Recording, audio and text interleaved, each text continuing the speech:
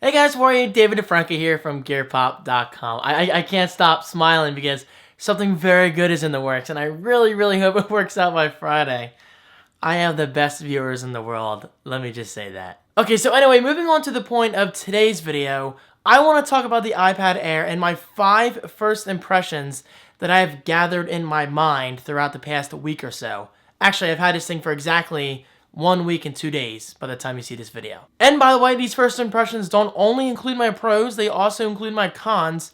So you could kind of look at this as a rough review in some form or fashion, but anyway, let's just get started. Number 1, and this is the most obvious, it's incredibly light. I mean, obviously you can't tell from this video because we can't feel in videos yet anyway. Just imagine the possibilities of that.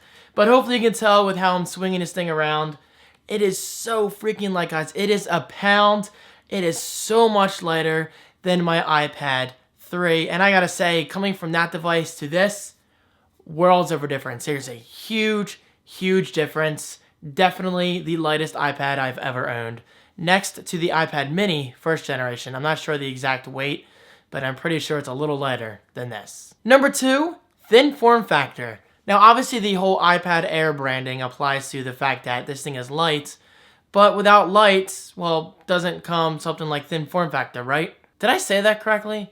Either way, what I'm trying to say is, guys, this form factor is incredible. It's incredibly thin, incredibly light, like I said in number 1, but I should say, just because it's thin, that doesn't mean it's flimsy. I mean, this is high-quality aluminum. The buttons are now metal, aluminum I should say, unlike the plastic buttons found on the iPad 4 and below. It's just overall a very high quality device despite its thin form factor. Because I've even seen people say on Twitter or Facebook or whatever, saying that, David, the thin form factor is awesome, but I'm always worried about it being kind of flimsy. Well, guys, I have great news. You never ever have to worry about that with Apple, at least with my experience. I mean, if you haven't noticed by now, Apple really markets the whole thinnest, fill in the blank here ever.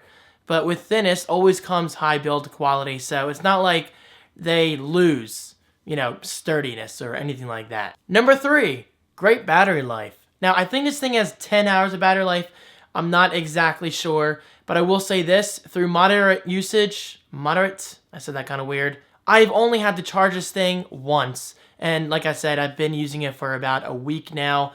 And, well, the battery life, from what I can tell, is great. But then again, that's not really a huge surprise because with every single iPad I've used, battery life has been great. And even with the iPad 3 with Retina display. A lot of people have said that the battery life took a huge toll. Maui's looking at me in the window. He's outside right now. Maui, I'm trying to concentrate. Chill. But anyway, despite the Retina and the insane GPU on the iPad 3, pushing all those pixels, I never really noticed a significant drop in battery life and something that annoyed me. But I did notice a pretty significant drop in overall performance, but that's actually what I'm going to talk about in point number 4.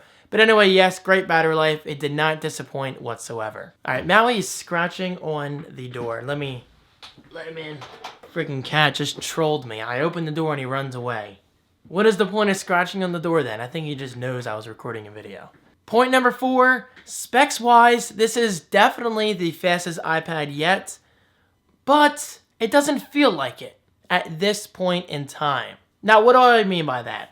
Well, I gotta say, iOS 7, as great as it is, and I know a lot of people still are not, fans of it, but I gotta say, I really do love iOS 7 overall. It's a breath of fresh air. I love the fluid animations. Well, fluid.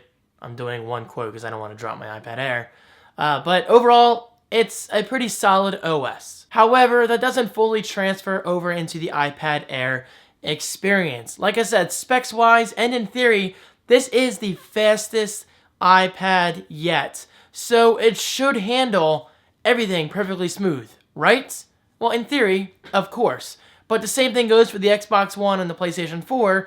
Like in yesterday's video, it's new hardware, so these developers don't truly know how to take advantage of said hardware and said specs and all that good stuff. So I honestly think it comes down to the same thing with the iPad Air. Now, granted, iOS 7 is obviously developed by Apple themselves, And this thing was designed by Apple themselves, so you would think it would be a perfect experience no matter what, but unfortunately that's not the case. But regardless of little stutter and animations like pulling down spotlight, actually I'll show you guys real quick. Let me get a good camera angle. Maui, I'm not falling for it this time.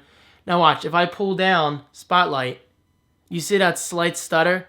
That's definitely something that bothers me because I notice little things like that. But with that said, I have noticed a huge difference in overall performance of apps and animations of opening and closing apps. For instance, look how smooth that is. I don't notice any stutter right there. Whereas with the iPad 3, I definitely notice a frame rate drop here and there. So I am really, really glad to report that that issue is gone. But again, you have to remember the iPad 3 is definitely the slowest iPad yet because it was brand new at the time in terms of pushing the Retina display. So it kind of had some fallbacks here and there. So that is definitely something you want to keep in mind. Again, specs-wise, it's extremely fast. But iOS 7, I don't think it's truly optimized for where we are in this day and age. But I gotta say, multitasking is so much smoother on this than it was the iPad 3. So not to repeat myself, but this is definitely much faster coming from a device such as the iPad 3 with Retina display. And you also got to keep in mind, I never owned the iPad 4, so I never got a chance to see how that performance compared to the iPad 3. So I really can't compare that to the iPad Air. And finally, last but not least, well, maybe least in some eyes, point number 5, tapping is kind of loud, just like on the iPad mini. Now, I kind of complained about this a year ago with the first generation iPad mini, and some people kind of came back with comments like, really, David? Tapping is loud? Don't you think you're getting a bit nitpicky? Well, yeah, I mean, I am very nitpicky with my technology, but I deserve to be. I mean, if I'm spending $500 on a tablet, I expect it to be awesome overall. So when I found out tapping is loud, I mean, do you hear that? I'm not even tapping that hard. That's definitely a minor annoyance of mine. Alright, so I'm definitely not alone with this because just a week ago I noticed on Twitter, I believe it was Detroit Borg as well as somebody else, saying that, does anybody else notice tapping on the iPad Air feels a little louder than usual? So that's pretty much proof I'm not going crazy. I don't find little things to nitpick here and there. I mean, it is something I definitely noticed right away. Now I gotta say, is it a deal breaker? Of course not. Does it make me want to sell my iPad Air right now? Of course not, because you know what the final verdict is? This is easily, hands down, the best iPad I have ever owned. Not only is the form factor incredibly thin, but it's also incredibly light. Performance is great. It's a nice boost coming from the iPad 3. Despite tapping being a little loud, that doesn't take away from my experience whatsoever. It's just something I felt worth mentioning. Now, with that said, the iPad mini with Retina as of yesterday is officially out, of course, sooner than I expected. And you know what? Figures. The one device I've been wanting for a year now, it's finally out, and I'm not buying it right away. But you know what? That's fine because I'm very, very pleased with the iPad Air, and I will definitely be holding on to this for a few more weeks. I mean, I've literally had it for a week, guys, so I'm not ready to give it up yet.